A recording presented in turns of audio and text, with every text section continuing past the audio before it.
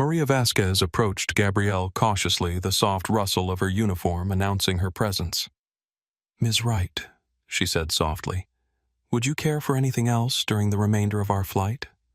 The question was simple, but the subtext was clear. Maria was demonstrating proper service while also tacitly acknowledging that she recognized her own failure to intervene earlier.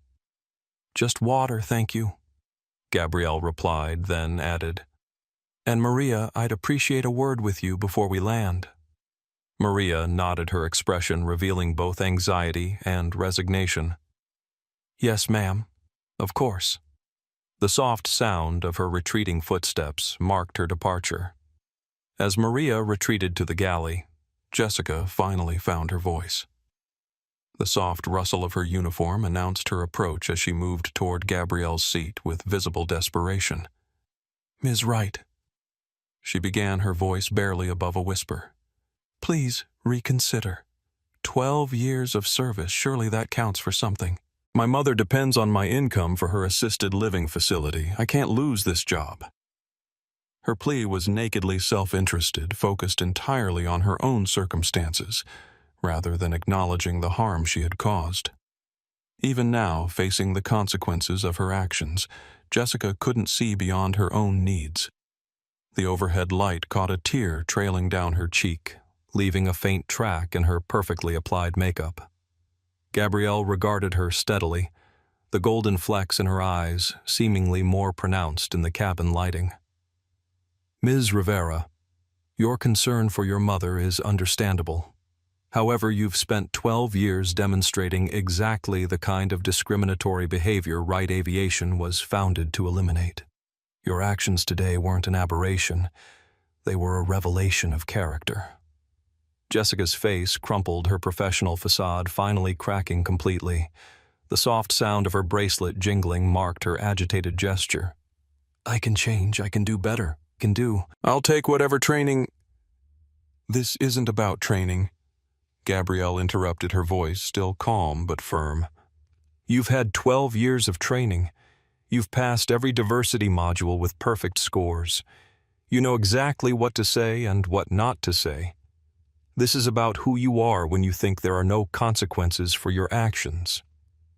The assessment was devastating in its accuracy. Jessica had indeed mastered the language and policies of inclusion while maintaining her core prejudices, revealing them only when she believed she had the power to do so without repercussion. The soft gasp that escaped her lips was audible to nearby passengers.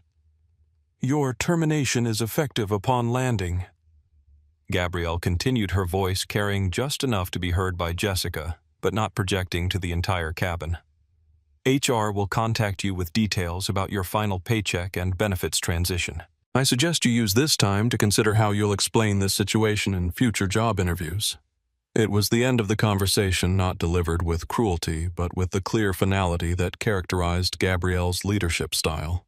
The soft rustle of documents as she returned to her reading marked the definitive conclusion.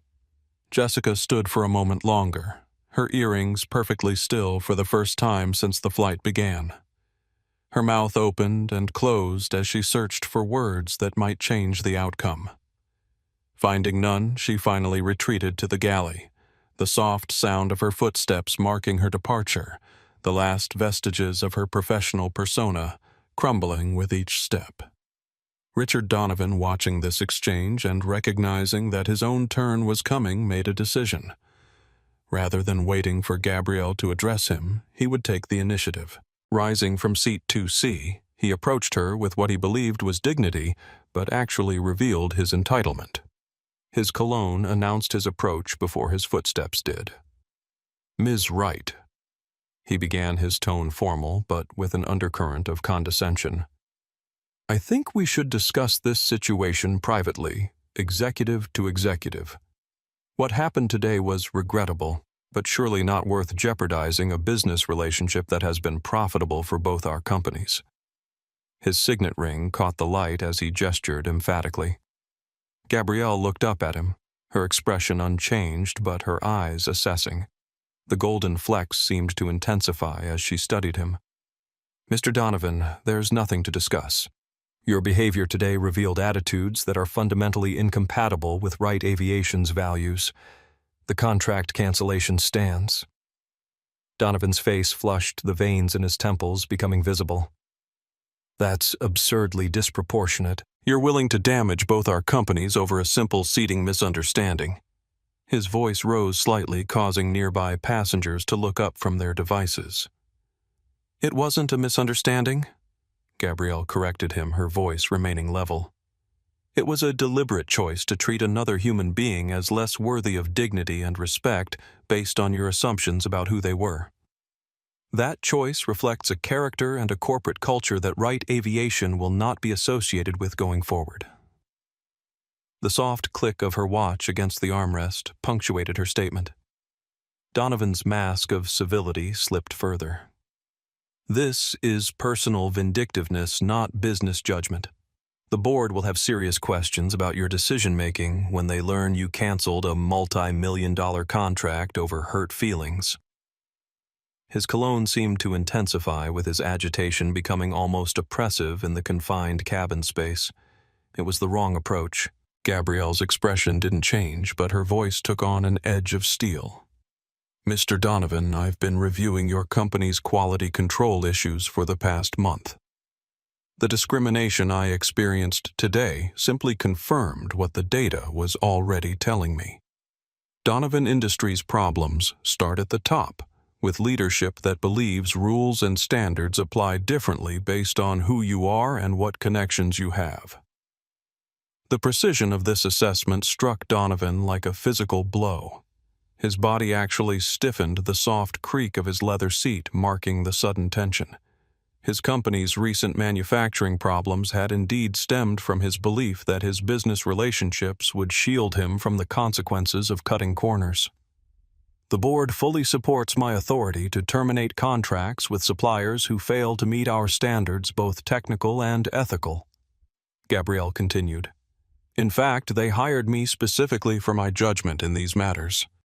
The golden flecks in her eyes caught the light, giving them an almost predatory gleam. Donovan stood speechless, the soft rustling of his expensive suit marking his slight retreat.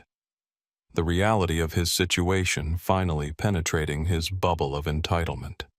Gabrielle Wright wasn't going to be intimidated, manipulated, or charmed into changing her decision. The contract was gone, and with it possibly his entire company. As this realization sank in, something fundamental shifted in the first-class cabin. The power dynamic that had seemed so clear during boarding, with Jessica and Donovan wielding authority, while Gabrielle was treated as an interloper, had been completely inverted. Now, Gabrielle sat calmly in seat 2A, her quiet dignity intact, while those who had discriminated against her faced the consequences of their actions. It was a powerful reminder that true authority came not from uniforms or economic leverage, but from character competence and the courage to stand for one's principles. 11. The consequences. 1,000 words. As the aircraft began its initial descent, the weight of consequences settled heavily on those who had participated in the discrimination. The gentle change in engine pitch signaled their approach to the destination. Jessica moved through the cabin like a ghost, performing her duties mechanically while avoiding eye contact with passengers who had witnessed her behavior. Her once confident stride had been replaced by hesitant movements, her earrings no longer jingling with her subdued motions. Donovan sat rigidly in seat 2C, his phone continuously buzzing with increasingly urgent messages from his executive team as news of the contract cancellation spread through Donovan Industries. The sharp vibrations against the tray table created a staccato rhythm that matched his mounting anxiety. Each message brought worse news than the last, board members demanding explanations, the CFO calculating survival scenarios, the stock price already beginning to slide as rumors spread through the financial markets. Gabrielle maintained her composed observation, noting how the cabin atmosphere had transformed. The soft rustle of documents as she returned them to her briefcase marked the completion of her work for this flight. Passengers who had remained silent during the earlier discrimination now watched Jessica with obvious disapproval. Those who had spoken up, like Angela Porter and Emma Rodriguez, carried themselves with the quiet confidence of people who had stood on the right side of a moral line. The revelation of Gabrielle's identity had changed everything, not because she deserved better treatment as CEO than as an ordinary passenger, but because her position gave her the power to enforce consequences that most victims of discrimination never got to see. The steady hum of the engines seemed to underscore this reality that justice often depended on power, a truth that made Gabrielle's responsibility all the more significant. Maria Vasquez approached Gabrielle's seat as requested. The firm rustle of her uniform announced her arrival. "You wanted to speak with me, Ms. Wright?" Gabrielle gestured to the empty seat beside her. "Please sit for a moment." The leather seat creaked softly as Maria complied. Maria sat, her hands clasped tightly in her lap, anxiety evident in her posture. The slight tremor in her fingers betrayed her nervousness. "You recognized my watch during boarding," Gabrielle stated rather than asked. "You knew who I was, or at least suspected." Maria nodded, her eyes downcast. "Yes, ma'am. I noticed the company logo." The soft sound of her breath catching marked her discomfort. "And yet you didn't intervene when Ms. Rivera was discriminating against me." It wasn't an accusation, merely an observation, but Maria's face flushed with shame nonetheless. "No, ma'am, I didn't." Her uniform rustled as she shifted uncomfortably. Why not? The simple question hung in the air between them. Maria could have offered excuses, Jessica's seniority, fear of retaliation, the need to keep her job to support her father. Instead, she chose honesty. "I was afraid," she admitted, her voice barely above a whisper. "Jessica has power. She's reported crew members who challenge her. People get bad schedules, difficult routes." Her fingers twisted nervously in her lap. "I need this job for my father's medical care. But—" She looked up, meeting Gabrielle's gaze directly. "That's not a good enough reason. I should have said something, done something. I'm sorry." Gabrielle studied her for a moment, the golden flecks in her eyes catching the light. "Fear is understandable, Maria. Economic vulnerability is real. But silence in the face of injustice enables that injustice to continue." "Yes, ma'am." Maria's voice was steady despite her obvious distress. "I understand if you need to terminate me as well." The sharp creak of the leather seat marked her slight straightening, as if preparing herself for the blow. Gabrielle shook her head slightly. "That's not my intention. What happened today wasn't just about individual actions, but about company culture. A culture where someone like Jessica felt empowered to discriminate while others felt too vulnerable to object. That's a structural issue that requires structural solutions." Maria looked up, surprise evident in her expression. The overhead light caught the moisture gathering in her eyes. "I'd like you to be part of those solutions," Gabrielle continued. "Starting next month, we're forming a frontline advisory committee on service culture. Crew members who interact directly with passengers representing the full diversity of our workforce. I'd like you to serve on that committee." The offer was unexpected, not punishment, but an opportunity to contribute to positive change. Maria's eyes widened, the soft gasp that escaped her lips barely audible above the engine noise. "You want me to help ensure that what happened today doesn't happen again," Gabrielle confirmed. "Your perspective as someone who recognized wrongdoing but felt unable to address it is valuable. We need to create systems where doing the right thing doesn't require exceptional courage or risking one's livelihood." Maria nodded slowly, processing the responsibility being offered. The crisp rustle of her uniform marked her straightening posture. "I won't let you down, Ms. Wright. This isn't about me," Gabrielle clarified. "It's about the company we're building together and the experience we provide for every passenger, regardless of who they are or who's watching." As Maria returned to her duties, the quick click of her shoes marking her departure, Gabrielle turned her attention to Michael Thompson, who had been observing from his position near the front of the cabin. She gestured for him to approach, the fluid movement of her hand barely perceptible. Officer Thompson, she acknowledged when he reached her seat. I'd like to commend your handling of the situation earlier. You showed good judgment in recognizing that there was no legitimate security issue, just discriminatory behavior masquerading as policy enforcement. The scar above his eye caught the light as he nodded in acknowledgement. Michael nodded respectfully, the heavy rustle of his uniform marking his slight bow. Thank you, Ms. Wright, though I should have been more direct from the beginning. You hesitated, Gabrielle agreed, but ultimately did what was right. That's more than many managed today. The gentle clink of ice in her water glass punctuated her statement. In my 15 years of aviation security, I've seen how security concerns are sometimes used to justify biased treatment. Michael admitted his fingers tapping his badge in that now familiar gesture. It's something I've become more aware of in recent years. Gabrielle studied him thoughtfully, the golden flecks in her eyes catching the light.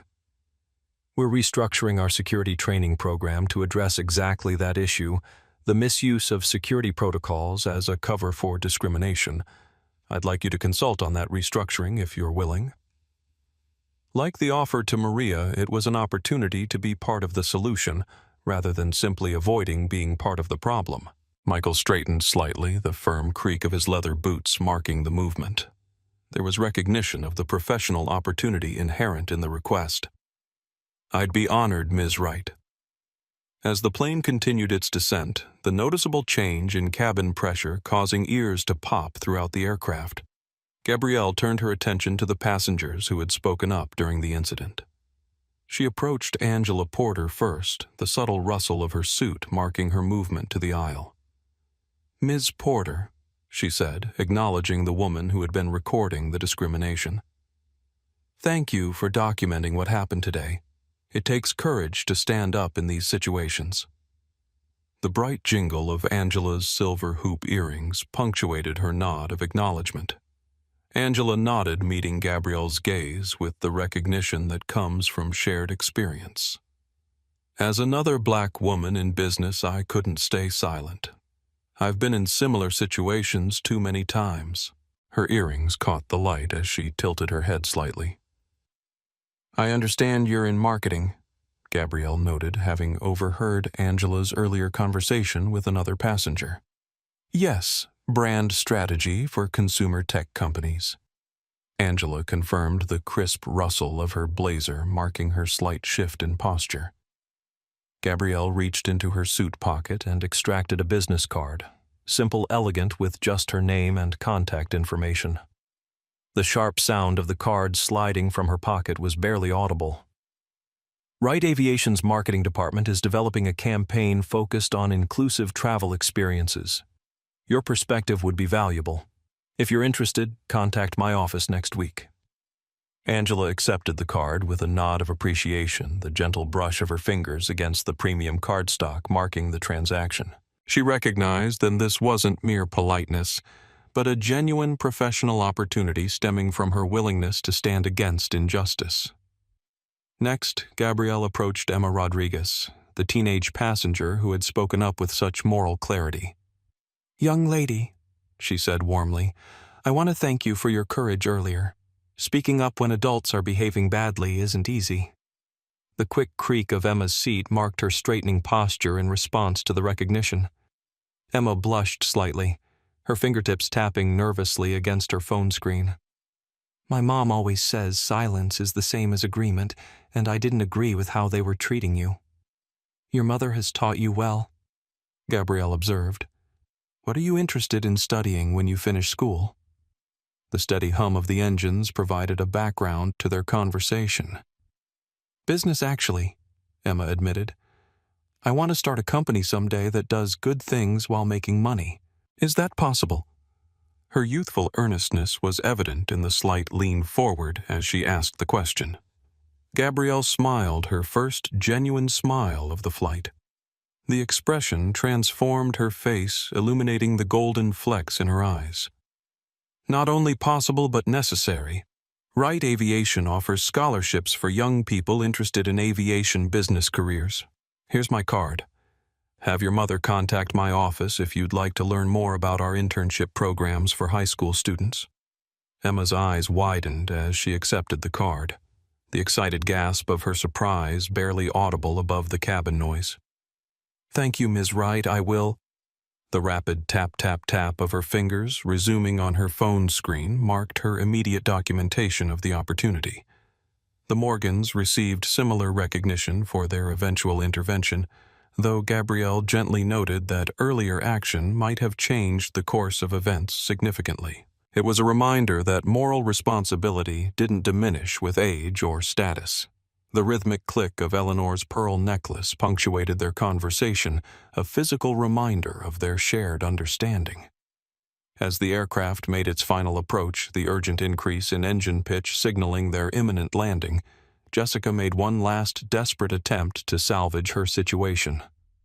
The hurried rustle of her uniform announced her approach as she moved toward Gabrielle with what she believed was humility, but actually revealed continued self-interest. "Ms. Wright," she began, her voice carefully modulated to project contrition. "I've been reflecting on my behavior today, and I want you to know I see how wrong it was. If you could find it in your heart to give me another chance, perhaps with sensitivity training or a probationary period." Her earrings swung gently with her imploring gesture. Gabrielle interrupted gently but firmly. "Ms. Rivera, your concern about losing your position is understandable. However, what I witnessed today wasn't a momentary lapse in judgment, but a revelation of character. You demonstrated who you are when you believe there are no consequences for your actions." Jessica's carefully constructed facade of contrition cracked slightly, her collar pin shifting with her nervous movement. "But 12 years of service makes this all the more concerning," Gabrielle completed her thought. "It suggests that this behavior has been occurring for 12 years largely unchecked. How many passengers have experienced discrimination similar to what I witnessed today?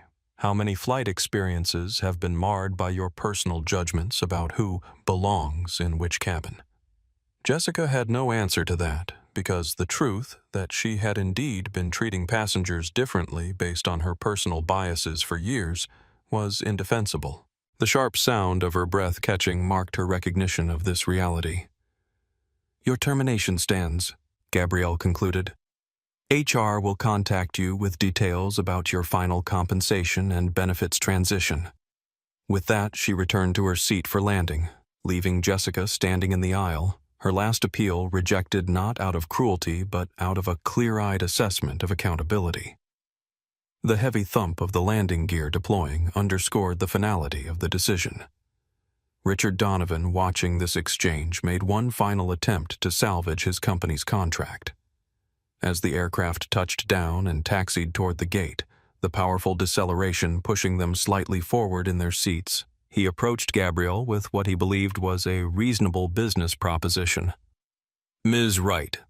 He began his tone deliberately professional, his cufflinks clicking softly as he gestured.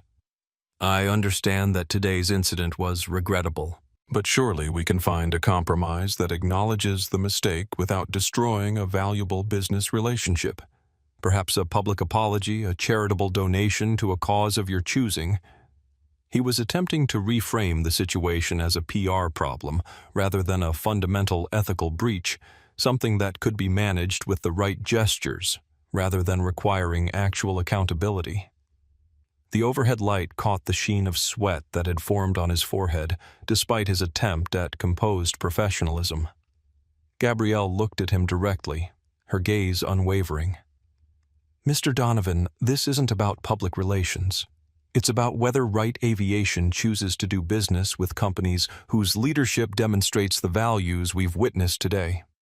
"Everyone has a price," Donovan insisted, revealing more about himself than he intended. His signet ring tapped an impatient rhythm against his watch band. "Name yours. A discount on component pricing. Priority delivery schedules. Whatever it takes to move past this unfortunate incident." It was precisely the wrong approach. Gabrielle's expression didn't change, but her voice took on a definitive finality. Mr. Donovan, not everything is transactional. Some principles aren't negotiable. The contract cancellation stands. As the aircraft reached the gate and the seatbelt sign was turned off with a distinctive electronic chime, Gabrielle gathered her belongings with unhurried efficiency. The crisp rustle of papers being returned to her briefcase marked her preparations to depart. The flight was ending, but the impact of what had transpired would continue long after everyone had disembarked. For Jessica Rivera, the consequences were immediate and devastating. The hollow clink of her name badge being removed from her uniform punctuated her final moments as a Wright Aviation employee. Her 12-year career was over. Her professional reputation was irreparably damaged. The financial security she had taken for granted was suddenly precarious. For Richard Donovan, the consequences would unfold more gradually, but no less decisively. The persistent, continuous vibration of his phone against his leg marked the ongoing corporate crisis his behavior had triggered. The loss of Wright Aviation's contract would trigger a cascade of financial challenges for Donovan Industries. Shareholders would demand explanations. The board would question his leadership. His position as CEO, long secured by his family name rather than his personal competence, would be in serious jeopardy. For Wright Aviation as a company, the consequences would be transformative. The intense murmur of passengers discussing what they had witnessed would spread beyond this flight, beyond this day. The incident had exposed gaps between stated values and lived reality between policy and practice.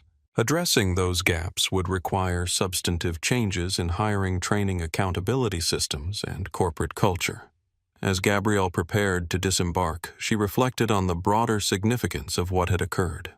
Today's flight had been a microcosm of larger societal challenges: the persistence of discrimination, the economic fears that often silenced potential allies, the entitlement that allowed some to believe rules applied differently based on who you were. But it had also demonstrated how accountability, when properly applied, could begin to address these challenges.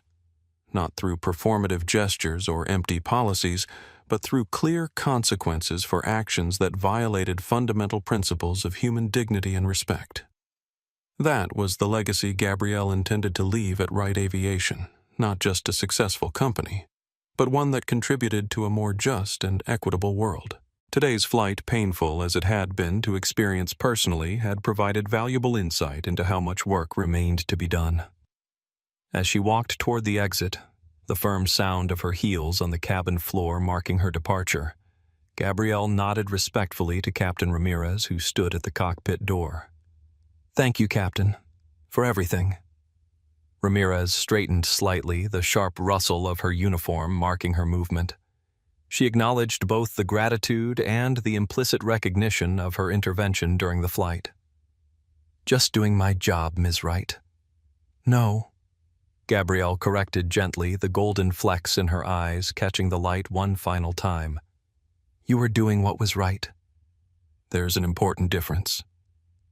With that, she disembarked, leaving behind a cabin forever changed by her presence and the accountability she had brought with her. 12. Justice and Recognition 2,000 Words. The aftermath of Flight 247 rippled through Wright Aviation like a stone dropped in still water.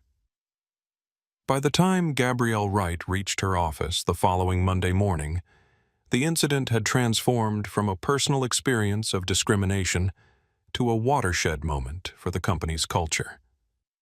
The steady hum of the executive floor's climate system provided a backdrop to the unusual quiet that had settled over the normally bustling headquarters. The executive meeting room was filled to capacity, every leadership team member present as requested.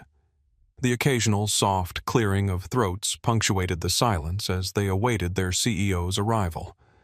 The tension was palpable, not from fear of arbitrary punishment, but from the recognition that their CEO had personally experienced discrimination on one of their flights, revealing a gap between the company's stated values and its lived reality. The rhythmic click of keyboards had ceased entirely, the usual pre-meeting chatter replaced by thoughtful silence. Gabrielle entered precisely at 8 a.m., the decisive sound of the door closing behind her, marking her arrival. She was dressed in her characteristic style, professional, elegant, but without ostentation. The jasmine notes of her perfume provided a subtle counterpoint to the room's tension. She carried herself with the same quiet dignity she had maintained throughout the flight, neither diminished by the discrimination she had faced, nor elevated by the power she wielded in response. "Good morning," she began, taking her place at the head of the table. The precise rustle of her suit as she sat punctuated the silence. "I appreciate everyone's presence on short notice. We have important matters to discuss regarding the culture and operations of Wright Aviation." She briefly recounted the events of Flight 247, describing both the discrimination she had experienced and the responses of various crew members and passengers. Her account was factual rather than emotional, focused on observations rather than interpretations. The deliberate tap of her right index finger against her thumb, that now familiar centering gesture, was the only indication of the personal impact these events had had. "I founded this company with a specific vision," she continued, her voice steady, "to create an airline where every passenger is treated with equal dignity and respect, regardless of their appearance, background, or perceived status. Friday's flight demonstrated that we have significant work to do to make that vision a reality." The firm rustle of clothing marked the collective shifting of the leadership team, acknowledgement in motion.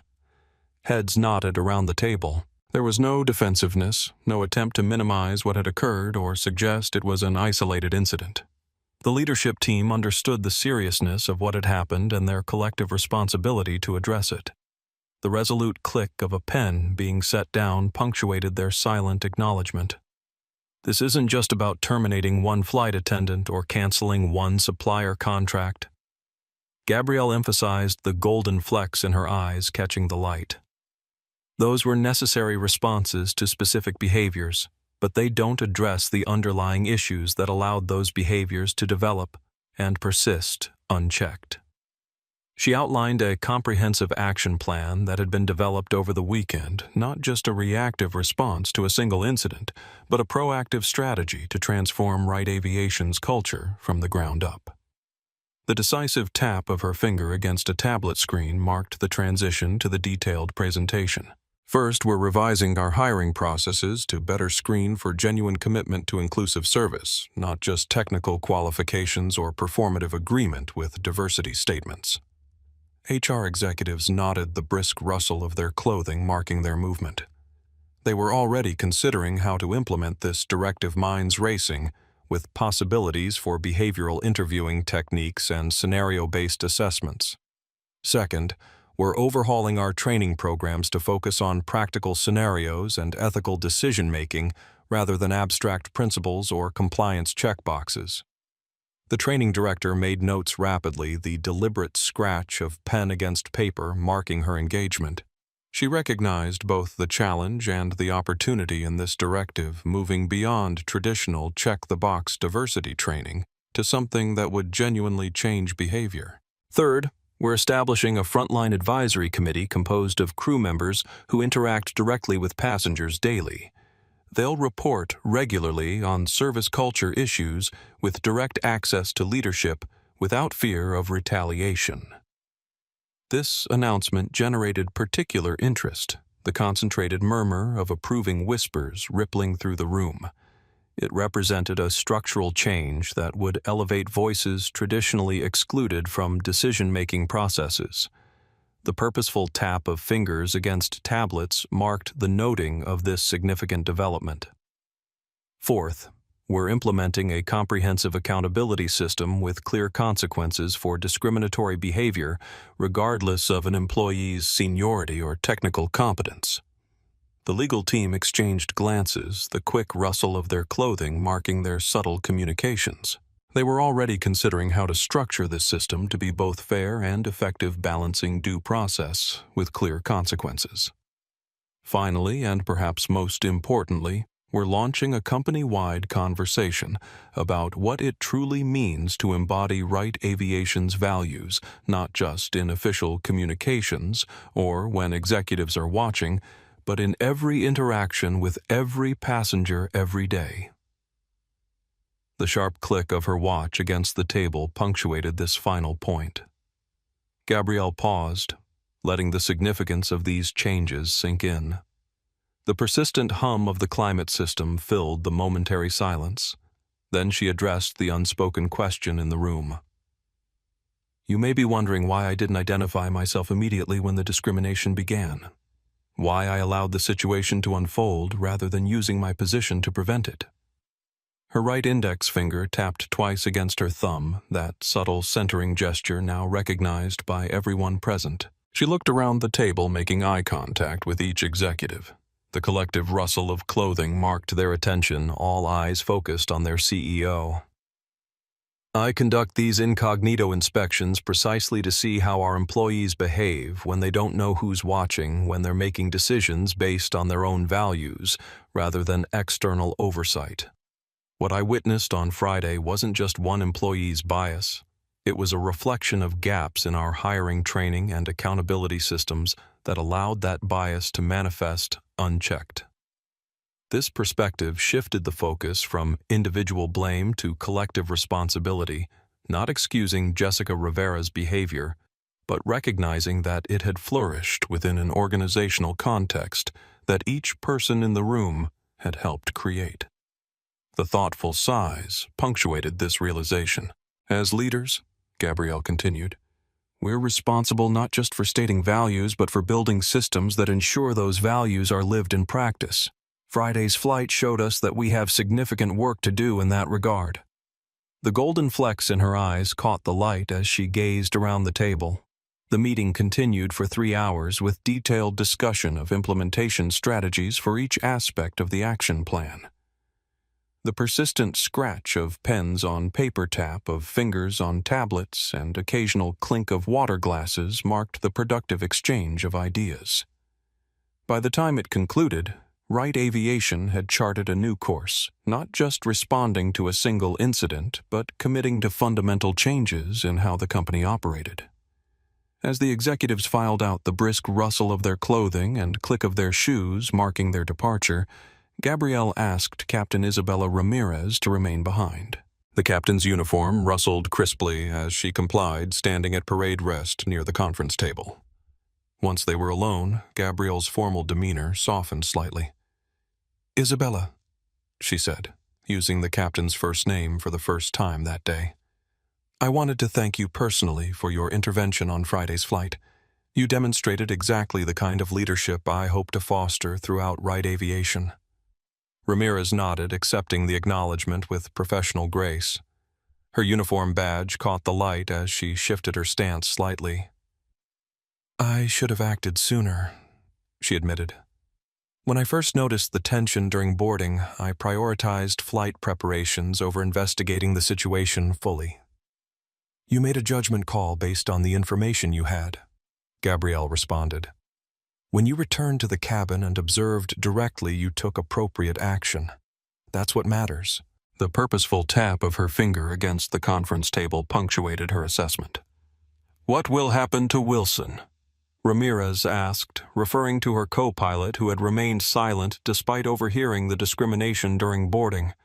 Her voice carried genuine concern for her colleague despite his failure. He'll be required to complete additional ethics training, Gabrielle replied. But more importantly, he'll participate in developing new guidelines for cockpit crew responsibility regarding passenger discrimination. His experience recognizing wrongdoing but feeling unable to address it is unfortunately common and needs to be part of our solution. The subtle rustle of papers as she gathered her notes marked the practical nature of this approach. Ramirez nodded, appreciating the balance of accountability and educational opportunity. The slight creak of her leather shoes marked her shift in posture. I'm promoting you to Director of Flight Operations, Gabrielle continued, moving to the next matter at hand. You've been on my radar for this position for some time, and Friday's events only confirmed what I already knew about your character and judgment. Ramirez's eyes widened slightly, the overhead light catching the surprise in her expression. The position represented a significant advancement in her career trajectory, with broader responsibility for flight standards across Wright Aviation's entire fleet. The sharp intake of her breath marked her momentary loss of professional composure. "Thank you, Ms. Wright. I'm honored by your confidence." The slight tremor in her voice betrayed her emotion despite her maintained poise. "It's well earned," Gabrielle assured her. "And in your new role, you'll have significant input on how we reshape our company culture to better reflect our values." As Ramirez departed to begin her new responsibilities, the crisp click of the door closing behind her marked the transition to Gabrielle's next priority. She turned her attention to Michael Thompson, the security officer who had hesitated initially but ultimately stood against the discrimination. He had been invited to a meeting regarding the security training restructuring she had mentioned during the flight. "Officer Thompson," Gabrielle greeted him. "Thank you for coming." The firm rustle of his uniform marked his slight bow of acknowledgement. "As I mentioned on Friday, we're overhauling our security training to address how protocols can be misused to justify biased treatment." Michael nodded, his expression serious. The scar above his eye caught the light as he shifted position. "It's an issue I've observed throughout my career. Security concerns are sometimes invoked selectively depending on who's involved." "Exactly," Gabrielle agreed. "And I'd like you to lead the team developing our new training approach. Your experience and perspective would be invaluable." The definitive tap of her finger against the tablet screen punctuated her offer. Like the offer to Ramirez, it represented both recognition of Thompson's integrity and an opportunity to create positive change within the organization. The heavy creak of his leather holster marked his straightening posture in response. "I appreciate the opportunity," Thompson said. "I've had ideas about this issue for years, but rarely had a platform to implement them." The subtle tapping of his fingers against his badge had stopped entirely, a physical sign of his newfound confidence. "Now you do," Gabrielle assured him. "And I expect you to be candid about what you've observed even when it's uncomfortable for us to hear." That afternoon, Gabrielle met with Maria Vasquez regarding the Frontline Advisory Committee. The brisk rustle of Maria's uniform announced her arrival as she entered Gabrielle's office. She had arrived nervous but determined, carrying a notebook filled with observations and suggestions based on her 3 years of flight experience. The rapid flutter of pages as she adjusted her grip betrayed her anxiety.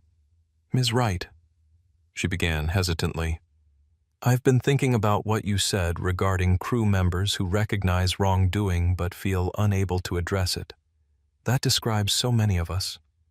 The quick tap of her fingers against her notebook punctuated her statement. Gabrielle nodded encouragingly. "Tell me more." The golden flecks in her eyes caught the light, revealing genuine interest. Maria's anxiety diminished as she shared her insights about the informal power dynamics among crew members, about the economic vulnerabilities that often silenced potential whistleblowers, about the subtle ways discrimination manifested in service delivery. The rhythmic rustle of pages being turned marked her progression through carefully prepared notes. "What would have made it easier for you to speak up on Friday's flight?" Gabrielle asked, genuinely interested in Maria's perspective. The deliberate tap of her finger against her desk marked the importance of this question. "A clear, safe reporting channel," Maria replied without hesitation, her previous nervousness replaced by passionate conviction.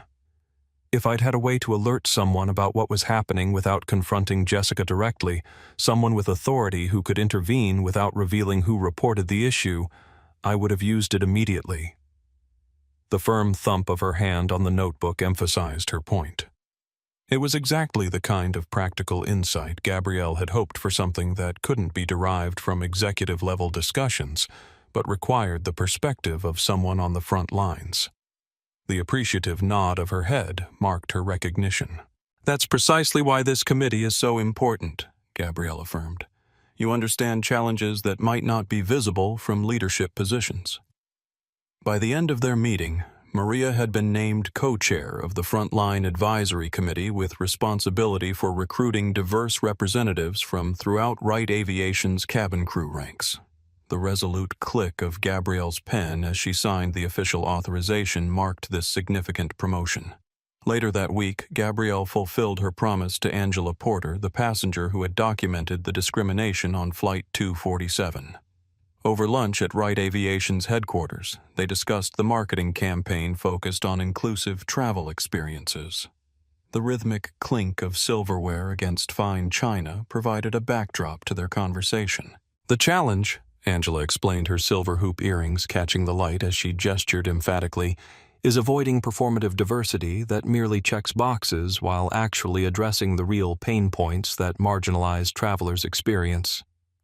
Gabrielle nodded in agreement, the golden flecks in her eyes catching the light.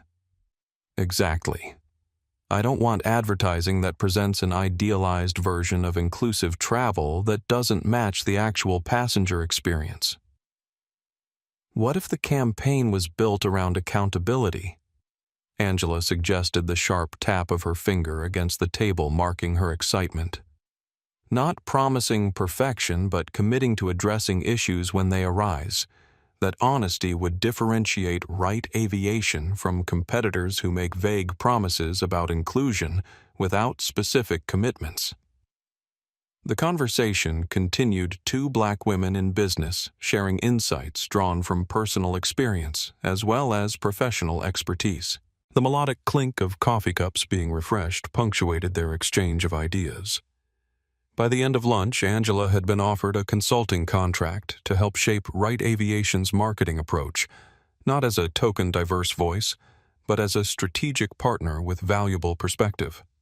Emma Rodriguez, the teenage passenger who had spoken up with such moral clarity, received a formal letter inviting her to apply for Wright Aviation's high school internship program. The letter, personally signed by Gabrielle, noted Emma's courage in standing against injustice and her expressed interest in building an ethical business career. The crisp rustle of premium stationery being removed from an envelope marked the beginning of Emma's professional journey. For Emma, the experience on Flight 247 had been transformative, providing a real-world example of how business leadership could be used to create positive change, rather than simply maximize profit. The internship opportunity represented a first step toward her own aspirations in that direction.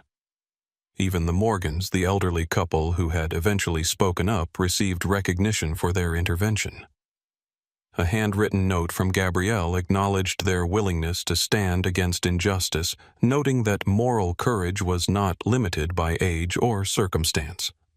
The deliberate scratch of Gabrielle's fountain pen across premium stationery had marked her appreciation. These individual acknowledgments were important, but they were only part of a broader transformation occurring throughout Wright Aviation. The incident on Flight 247 had catalyzed changes that might otherwise have taken years to implement, creating a company where stated values were increasingly matched by lived reality. In her private office, reviewing the progress of these initiatives, Gabrielle reflected on the paradox of her experience. The discrimination she had faced had been painful and humiliating, yet it had also revealed crucial information about her company's culture that might otherwise have remained hidden. That revelation, painful as it was, had created an opportunity for meaningful change, not just punishment for individual wrongdoing, but transformation of the systems that had allowed that wrongdoing to flourish. For Gabrielle Wright, that was the essence of effective leadership, using even negative experiences as catalysts for positive change, holding individuals accountable while also addressing the organizational contexts that shaped their behavior, and most importantly, ensuring that the company she had built truly reflected the values that had inspired its creation. The changes stemming from Flight 247 wouldn't be immediate or perfect. Cultural transformation was a journey rather than a destination, requiring consistent effort and vigilance. But the journey had begun with clear direction and genuine commitment, not just from Gabrielle, but from leaders and employees throughout Wright Aviation, who recognized both the moral and business imperatives of creating a truly inclusive company. That was the legacy that would ultimately emerge from the discrimination Gabrielle had experienced, not just consequences for those directly involved, but a fundamental reassessment of how Wright Aviation operated and the values it truly embodied in practice. 13. Immediate aftermath. 1. 1,000 words. The consequences for those directly involved in the discrimination unfolded swiftly. Jessica Rivera's termination was processed immediately upon landing her access to Wright Aviation systems revoked before she even left the airport. The electronic beep of her security credentials being deactivated marked the official end of her employment. Security escorted her to collect her belongings from the crew lounge, the measured click of their footsteps on the polished floor marking her final journey through the facility. The walk of shame was witnessed by colleagues who had long observed her discriminatory behavior, but never expected it would carry consequences. As Jessica cleared out her locker, the metallic clang of the door closing punctuating her final act as a Wright Aviation employee, the reality of her situation sank in with crushing weight. 12 years of employment gone. Her $86,000 annual salary and comprehensive benefits package terminated. The assisted living facility for her mother cost $5,700 per month. How would she cover that now? The hollow rustle of personal items being placed in a cardboard box marked the dismantling of her career. "I can't believe this is happening," she murmured to a former colleague who stood awkwardly nearby, the quiet words barely audible in the tense silence. "One mistake and my entire career is over." "It wasn't one mistake, Jessica," the colleague replied quietly, her voice gentle but firm. "It was who you've been the entire time I've known you. We all saw it. We just never thought anyone with power would care enough to do anything about it." That simple statement crystallized the fundamental miscalculation Jessica had made throughout her career. She had believed that her prejudice was either invisible or acceptable to those with authority. The revelation that Gabrielle Wright cared deeply about how passengers were treated, regardless of their perceived status, had shattered that assumption irrevocably. The hollow click of her locker room access badge being surrendered marked the final severing of her connection to Wright Aviation. For Richard Donovan, the aftermath unfolded more gradually, but no less devastatingly. Upon returning to Donovan Industries headquarters, he found his executive team assembled in the conference room, their expressions grim. The tense rustle of papers being nervously arranged betrayed their anxiety. The board chairman had called an emergency meeting for the following morning. Wright Aviation's contract cancellation represented 38% of annual revenue, a financial catastrophe that couldn't be hidden from shareholders. "How bad is it?" Donovan asked his CFO, already knowing the answer. His signet ring clicked rapidly against the polished conference table, betraying his agitation. "Terminal unless we find replacement contracts immediately," the financial officer replied bluntly, the harsh rustle of spreadsheets marking his grim assessment. "Our stock will drop at least 40% when this news breaks. We'll need to begin layoffs within 30 days. The banks will call our loans when they see the quarterly projections." Donovan sank into his chair, the heavy leather creaking under his weight. The full implications of his behavior on Flight 247 finally penetrated his consciousness. His entire business empire, inherited from his father and maintained through connections rather than innovation, was collapsing because he couldn't accept a black woman sitting in his seat on an airplane. The defeated tap of his signet ring against his watch band had slowed to a resigned rhythm. "Can we sue Wright Aviation for breach of contract?" he asked desperately, his voice lacking its usual confident edge. The general counsel shook his head, the brisk rustle of legal documents marking his negative assessment. "The contract includes a moral conduct clause that allows them to terminate if our leadership engages in behavior contrary to their corporate values. Discrimination is explicitly mentioned. They're on solid legal ground." "What about my personal reputation?" Donovan demanded, his cufflinks clicking rapidly as he gestured in agitation. "Can we prevent details of the incident from becoming public?" Multiple passengers were recording. The PR director explained the decisive tap of her stylus against a tablet punctuating her assessment. One video is already circulating on social media. We can try to control the narrative, but we can't suppress the information entirely. The reality was inescapable. Richard Donovan had destroyed his company and potentially his career through a single instance of discriminatory behavior, or rather through the revelation of biases he had harbored and expressed throughout his life, finally directed at someone with the power to impose consequences. The angry thump of his fist against the conference table marked his belated recognition of this fact. For Wright, aviation employees, the aftermath of Flight 247 brought a mixture of anxiety and hope. The intense hum of conversation throughout the headquarters carried both emotions simultaneously. The anxiety stemmed from uncertainty about how far the accountability measures would extend, who else might lose their position due to past behavior similar to Jessica's. The hope came from the recognition that the company's stated values were being meaningfully enforced rather than remaining mere words on a mission statement. This mixture was evident in the company-wide communication Gabrielle sent the Monday following the incident. The synchronized ping of thousands of email notifications across the company marked its arrival. The message was direct and unsparing in its assessment of what had occurred, but it also focused on structural changes rather than individual blame. What happened on Flight 247 wasn't just one employee's failure, but a reflection of gaps in our hiring, training, and accountability systems. Moving forward, Wright, Aviation will implement comprehensive changes to ensure our actual passenger experience matches our stated commitment to treating everyone with equal dignity and respect.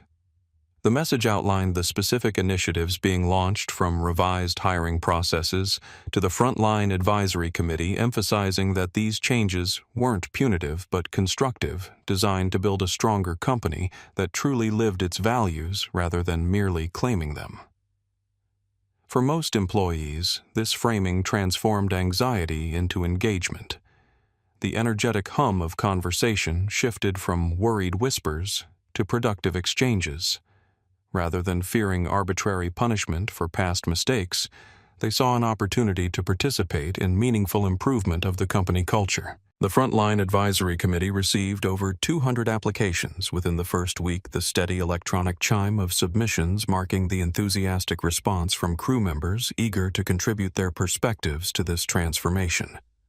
For the passengers who had witnessed the discrimination on Flight 247, the aftermath brought a sense of resolution that discrimination victims rarely experienced.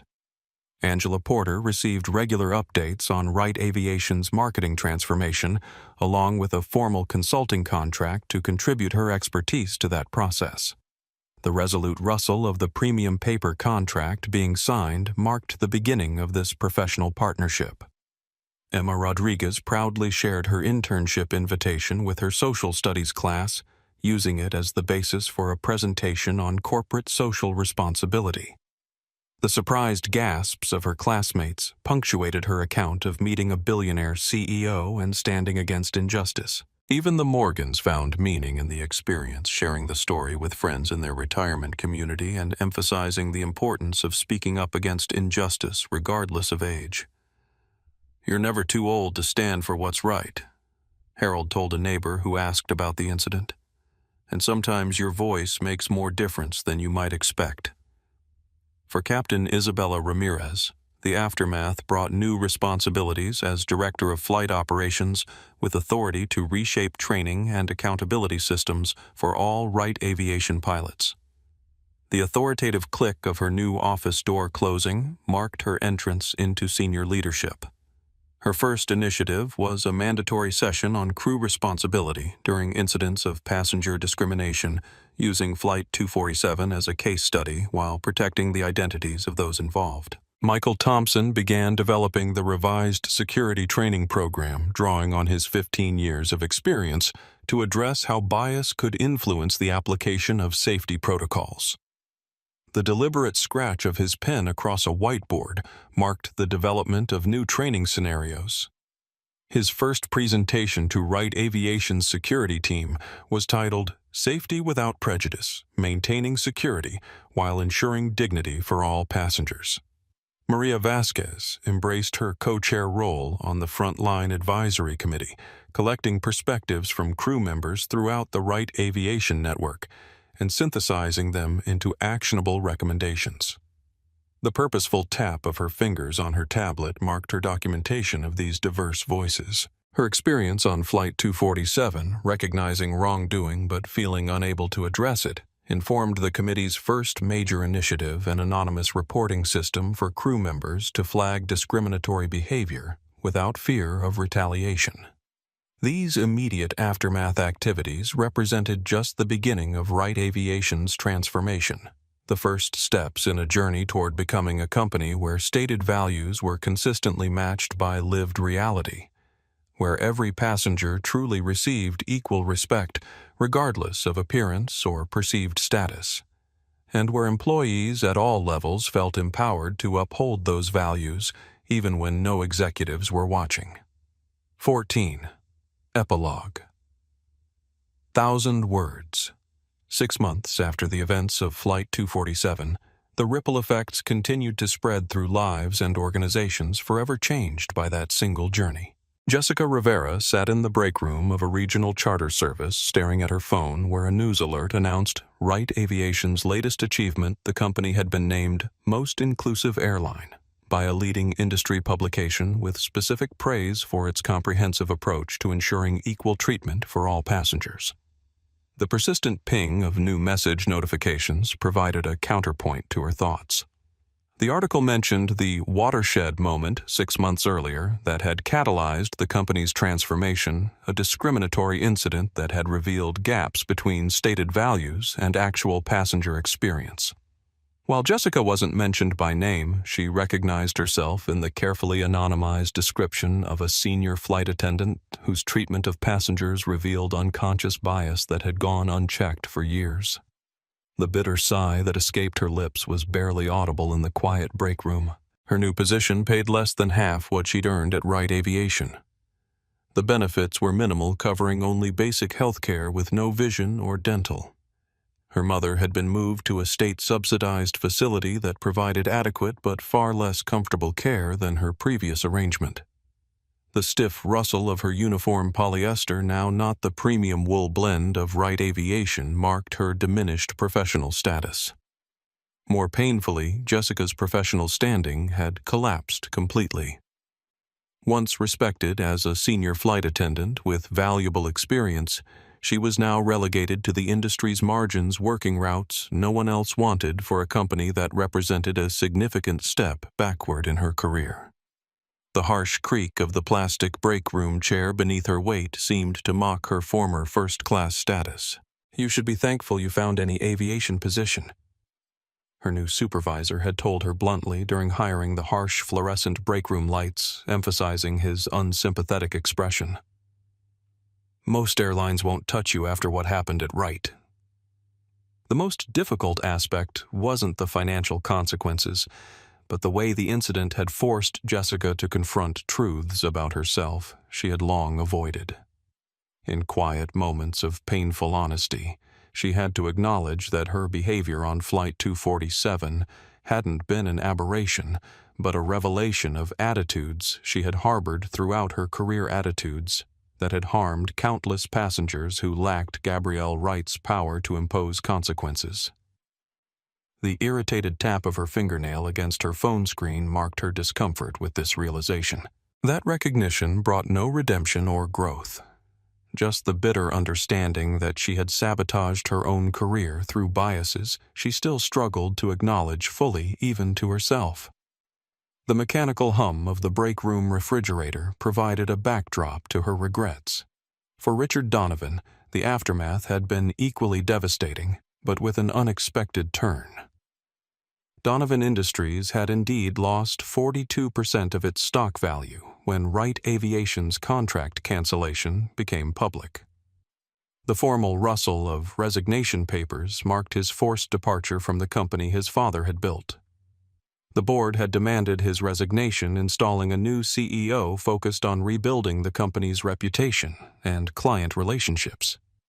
The story of how Donovan had lost a multi-million-dollar contract through discriminatory behavior spread throughout the industry, making him a case study in how personal prejudice could translate into business catastrophe. The abrupt click of connections being severed marked his social isolation, as former associates distanced themselves, unwilling to be tainted by association with such a public failure.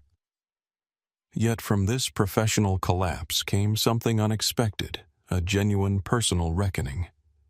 Forced for the first time to examine the attitudes and assumptions that had shaped his behavior, Donovan began the painful process of confronting his own biases, not from virtue, but necessity, as he realized how thoroughly those biases had destroyed everything he valued. 6 months later, he was working with a diversity consultant, not for public rehabilitation, but for private understanding. The deliberate scratch of his pen on a journal marked his ongoing self-examination. "I lost my company because I couldn't see past my own prejudices," he admitted, during one session, his voice lacking its former arrogance.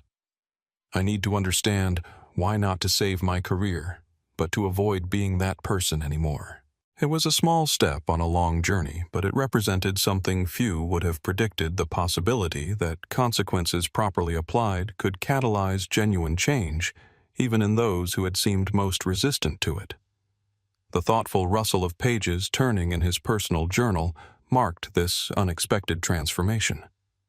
For Wright Aviation, the transformation had been comprehensive and ongoing. The energetic hum of activity throughout headquarters carried a renewed sense of purpose. The initiatives launched immediately after Flight 247 had expanded into a fundamental reassessment of how the company operated at every level. Hiring processes now included scenario-based evaluations of how candidates responded to diverse passengers. Training focused on practical application, rather than theoretical compliance. The Frontline Advisory Committee had direct input into service policies and practices. Most significantly, the company culture had shifted from passive non-discrimination to active inclusion, not just avoiding negative behaviors, but proactively ensuring that every passenger received equally excellent service, regardless of appearance or background. The purposeful click of keyboards throughout the company marked the ongoing documentation of this cultural transformation. The business results had been remarkable. Customer satisfaction scores increased by 24% in 6 months. Employee retention improved particularly among diverse staff members who reported feeling more valued and respected. New clients were attracted by Wright Aviation's reputation for ethical leadership and consistent service quality. The constant ping of positive online reviews created a steady rhythm of validation. As part of its new commitment to creating pathways into aviation for underrepresented groups, Wright Aviation had also launched a scholarship program for young people from disadvantaged communities interested in aviation careers. The program was specifically designed to address the very barrier Gabrielle herself had encountered years ago, when her high school guidance counselor had told her the industry wasn't designed for people like you. The enthusiastic chatter of the first cohort of scholarship recipients touring the company headquarters marked the beginning of this initiative. At the center of this transformation, Gabrielle Wright continued to lead with the same quiet strength she had demonstrated on Flight 247. The confident rustle of her suit as she moved through the headquarters carried the same unassuming authority. The discrimination she had experienced hadn't diminished her. If anything, it had reinforced her commitment to building a company that truly reflected her founding vision. Once each quarter, she still traveled incognito on Wright Aviation flights, observing how service was delivered when employees didn't know the CEO was watching. The subtle tap of her fingernail against her watch face marked these ongoing inspections.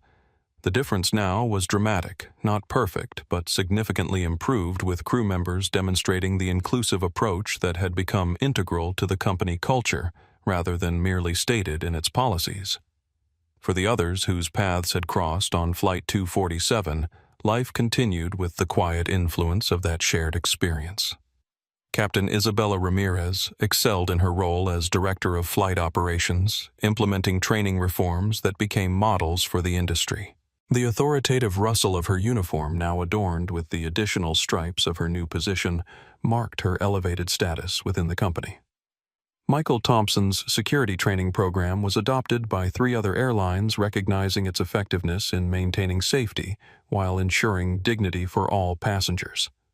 The enthusiastic applause during industry presentations marked the recognition of his innovative approach. Maria Vasquez was promoted to senior cabin crew trainer, bringing her frontline perspective to new employee orientation. The confident click of her heels on training room floors marked her new authority. The anonymous reporting system she helped develop had already addressed 17 potential incidents before they escalated to the level experienced on Flight 247. Angela Porter's consulting work with Wright Aviation expanded into a specialized practice focusing on authentic inclusion in corporate marketing, with clients seeking her expertise in avoiding performative diversity while creating genuinely inclusive customer experiences. The characteristic jingle of her silver hoop earrings remained her trademark as she presented to corporate clients. Emma Rodriguez began her internship with Wright Aviation's corporate social responsibility team, gaining practical experience to support her dream of building an ethical business career. The enthusiastic tap-tap-tap of her fingers on her first professional laptop marked her entrance into the business world she had always dreamed of joining. The Morgans continued sharing their experience with friends and family, emphasizing that moral responsibility didn't diminish with age and that speaking up against injustice remained important throughout life. The rhythmic click of Eleanor's pearl necklace punctuated their retelling of the story that had become a personal touchstone. 6 months after Flight 247, these individual stories had combined to create something larger than any single narrative, a demonstration of how accountability properly applied could transform not just one company, but potentially an entire industry. Wright Aviation had become a case study in how to address discrimination effectively, not through performative gestures or empty policies, but through substantive changes in hiring, training, accountability, and corporate culture. Industry publications began featuring Wright Aviation's transformation as a model for other companies seeking to address similar challenges. The intent rustle of magazine pages being turned in boardrooms across the country marked the spread of these practices. What made the approach particularly compelling was its holistic nature, recognizing that discrimination wasn't solved through one-off training sessions or public statements, but through comprehensive restructuring of how a company operated at every level. Most powerfully, the story of Flight 247 had begun circulating widely through business schools and corporate training programs, anonymized to protect those involved, but with the essential lessons intact. It served as a vivid illustration of how prejudice could manifest even in companies with official anti-discrimination policies, and how meaningful accountability could create positive change, not just for direct victims, but for entire organizational cultures. The story resonated because it contained universal truths that character was revealed through behavior when people thought no one important was watching. That economic vulnerability often silenced those who recognized injustice but feared the personal cost of intervention. That true leadership involved holding firm to principles even when compromise might be more profitable in the short term. For Gabrielle Wright, watching her company's transformation unfold, the personal humiliation she had experienced on that flight had been transformed into something unexpectedly valuable, an opportunity to see her organization with clear eyes and address issues that might otherwise have remained hidden beneath polished corporate statements and official policies. The discrimination hadn't diminished her. It had ultimately strengthened both her resolve and her company. By responding not with vindictiveness but with principled accountability and structural reform, she had created something more powerful than punishment alone could achieve, a demonstration that organizations could evolve toward greater justice when their leaders truly committed to that journey. In her private moments, Gabrielle sometimes reflected on the painful paradox at the heart of her experience that she had needed to be the target of discrimination to fully understand how it operated within the company she had built. That personal cost had been real, but so was the transformation it had catalyzed, not just within Wright Aviation, but potentially throughout an industry long challenged by issues of inclusion and equal treatment. Success, she often reminded her leadership team, isn't defined by never facing challenges, but by how we respond to them when they arise. Wright Aviation had responded to the challenge of Flight 247 by becoming more fully the company it had always claimed to be, one where every passenger truly received equal dignity and respect regardless of appearance, background, or perceived status. One where employees at all levels felt empowered to uphold those values even when no executives were watching. That was the lasting legacy of Flight 247, not just consequences for those directly involved, but transformation for an entire organization and potentially an industry. From discrimination had come accountability, and from accountability had come genuine substantive change. And that might be the most important lesson of all. If you've found value in this story about standing up against discrimination, hit subscribe and comment justice below. Together, we can create a world where people are judged by their character, not by assumptions about who they are or where they belong.